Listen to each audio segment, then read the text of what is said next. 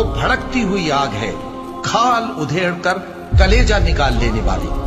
वो उन लोगों को अपनी तरफ बुलाएगी जिन्होंने दीन हक से एराज किया और मुंह फेर लिया।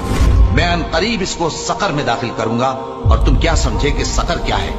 वो ऐसी आग है कि न बाकी रखेगी और न छोड़ेगी, और बदन को झुलस कर सियाह कर देगी। हुक्म होगा कि इसे पकड़ लो, अब इसे तौक पहना दो, फिर दोजख की आग में इसे झोंक दो, फिर जंजीर से जिसकी लंबाई 70 गज है जकड़ दो, और कहेंगे अगर हम सुनते या समझते होते तो दोजखियों में ना होते। बस वो अपने गुनाहों का इतराफ कर लेंगे। सो दोजखियों के लिए रहमत से दूरी है, और जिसके वजन हल्के निकलेंगे उसका ठिकाना हाविया है। और तुम क्या समझे कि हाविया क्या चीज है?